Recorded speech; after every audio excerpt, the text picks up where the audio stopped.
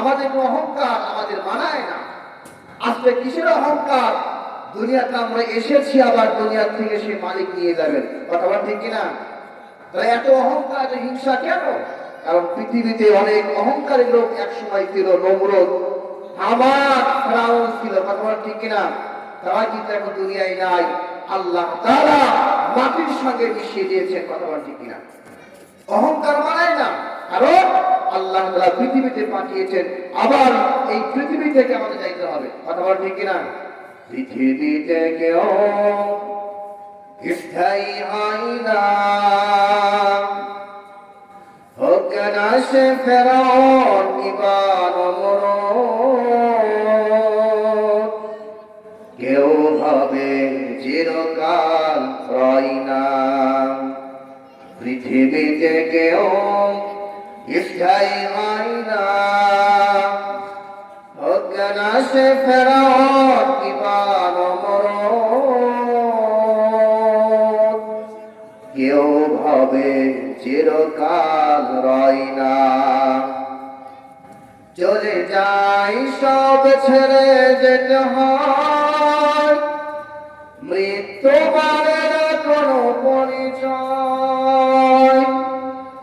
চলে যাই সব ছেড়ে যেতে হয়, মৃত্যু মানের কোনো পরিচয়। সব রাজা মহারাজা আর মহাবীর, সব রাজা মহারাজা আর মহাবীর, কাউকে সে অবকাশ দেয় না।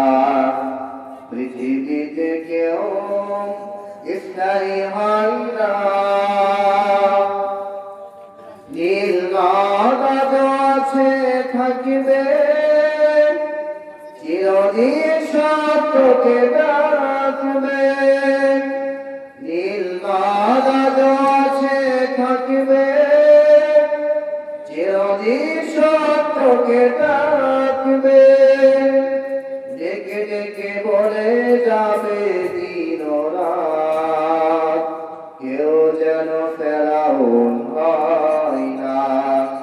পৃথিবীতে কেউ স্থায়ী হয় না, হোক না সে ফেরাউন কিংবা নমরুদ, কেউ ভাবে চিরকাল রয় না। কথা বলেন ঠিক কিনা? আল্লাহ তাআলা প্রত্যেকটা মানুষকে দুনিয়ায় পাঠিয়েছেন, আবার দুনিয়া থেকে নিয়ে যাবেন।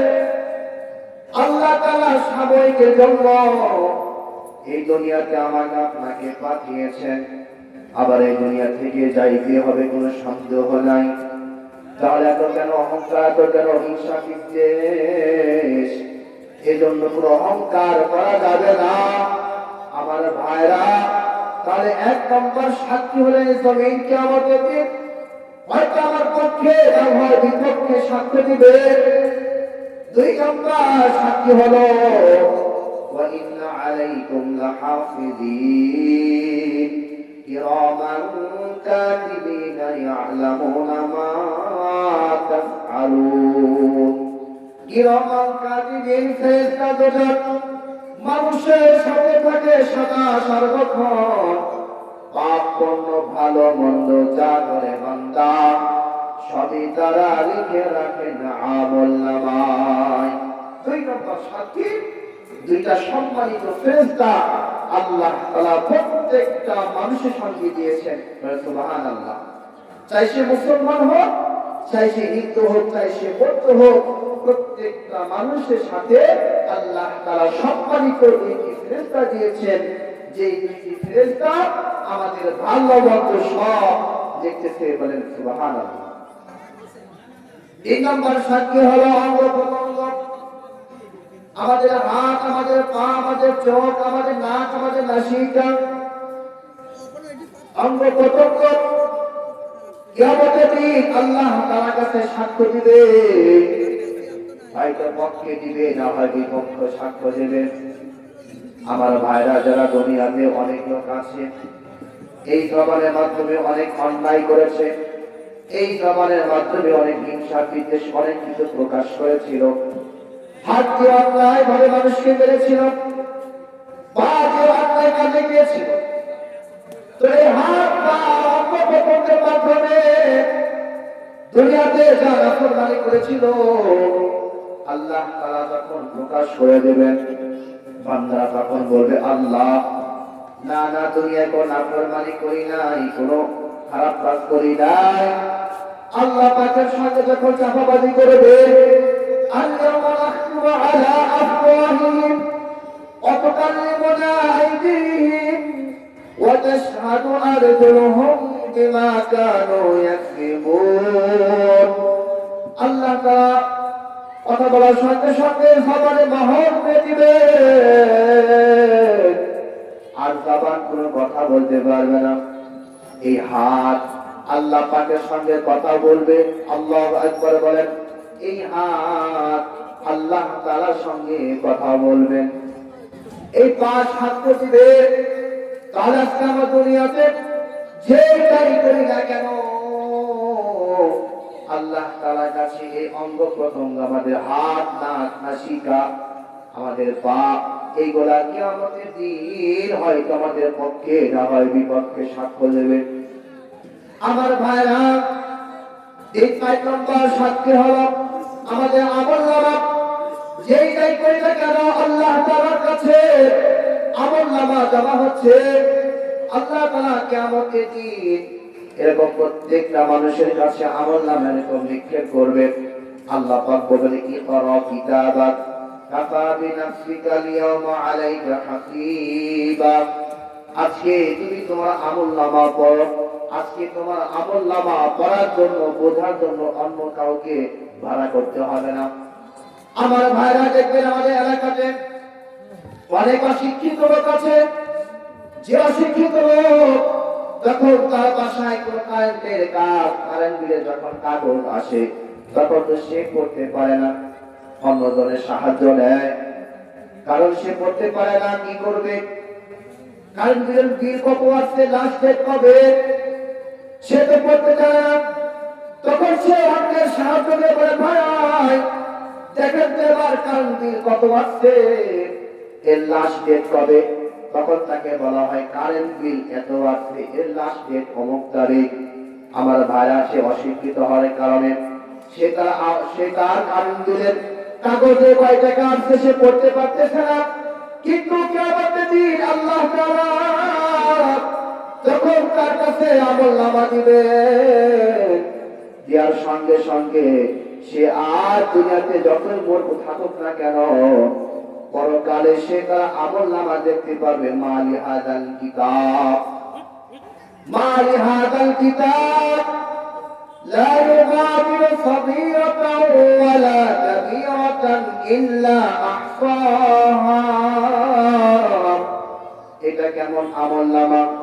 দুনিয়াতে আমি যা করেছিলাম, ছোট বড় দেখি একটা কিছু বাদ যায় নাই, ছোট বড় সব কিছু এখানে উঠে আছে।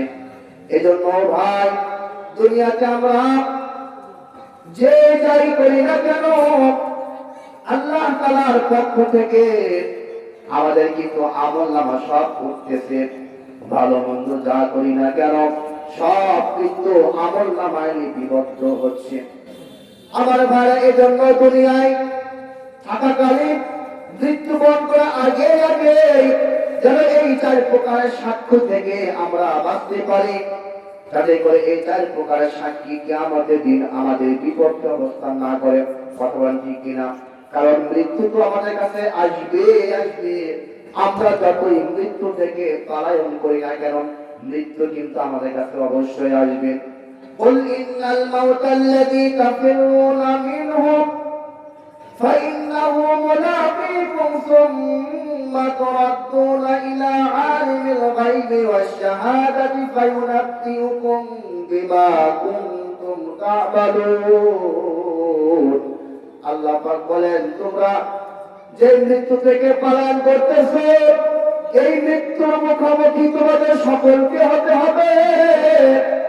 শুধু তাই নয়, আল্লাহ তাআলা সব কিছু জানিয়ে দিবেন। দুনিয়াতে দুনিয়াতে আমরা কে কি করেছি, ভালো মন্দ যে গাই করেছি, সব কিন্তু আল্লাহ তাআলা কিয়ামতের দিন সব প্রকাশ করে দেবেন।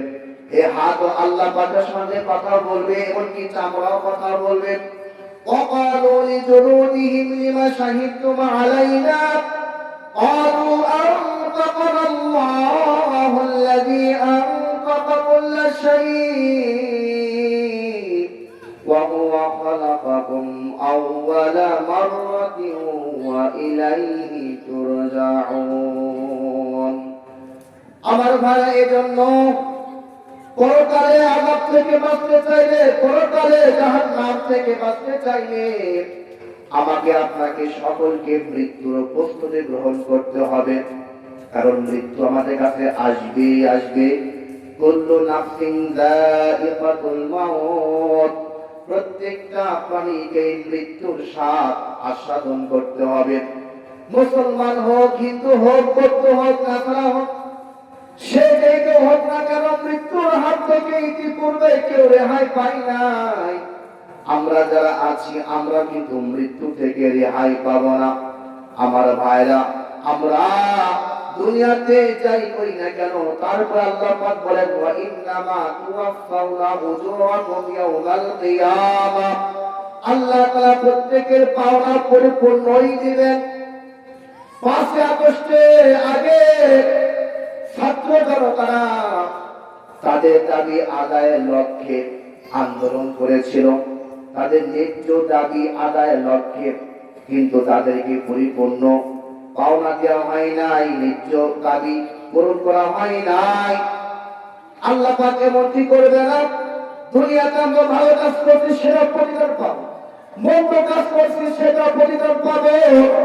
এজন্য দুনিয়া থেকে পরকালের শাস্তি থেকে বাঁচতে চাইলে আমাকে আপনাকে দুনিয়াতে নেক কাজ করা দরকার আছে না নাই? আমার ভাই, এজন্য নেক কাজ করতে চাইলে একটা করণীয় হলো আল্লাহ তাআলা আল কোরআন আমাদের শিখতে হবে, আল কোরআন আমাদের পড়তে হবে। কারণ আল কোরআনে আল্লাহ তাআলা সব কিছু খুলে খুলে আলোচনা করেছেন। যদি কোনো ব্যক্তি আল কোরআনকে বুকে নিতে পারে, আল কোরআন শিখতে পারে, আল কোরআন অনুযায়ী আমল করতে পারে, আশা করা যায় সে দুনিয়াতে স্বাচ্ছন্দ্যভাবে চলতে পারবে। সে পরকালে হয়তো আল্লাহ তাআলা তাকে নাজাত দিবেন। আল কোরআনুল শাফিউল মুশাফফাউন, নবীজি বলে আল কোরআন এমন সুপারিশকারী যার সুপারিশ গ্রহণ করা হবে। ওয়া মাহিল্লুল মুসাদ্দাকুন, আর এরকম বিতর্ককারী যার বিতর্ক করা হবে। আল্লাহ পাক না করুন এই দুনিয়া থেকে আমরা আল কোরআন গ্রহণ করলাম না, আল কোরআন আমরা শিখলাম না, আল কোরআন অনুযায়ী আমরা আমল করলাম না। আল্লাহ পাক না করুন যদি আল কোরআন আমাদের বিপক্ষে দাঁড়িয়ে যায়। আল্লাহ, তোমার এই বান্দা দুনিয়ায় থাকাকালীন আল কোরআনকে শিখে নাই, আল কোরআন অনুযায়ী আমল করে নাই। قال رسول يا ربي إن قوم اتخذوا هذا القرآن مهجورا। নবীজি বলেন কিয়ামতের দিন আল্লাহ তাআলার কাছে মামলা দায়ের করবে ওই ব্যক্তিদের জন্য যারা দুনিয়াতে আল কোরআনকে পরিত্যক্ত মনে করেছিল। এজন্য এই দুনিয়ায় থাকাকালীনই আমাকে আপনাকে আল কোরআন শিখার দরকার আছে না নাই? অবশ্যই শিখতে হবে।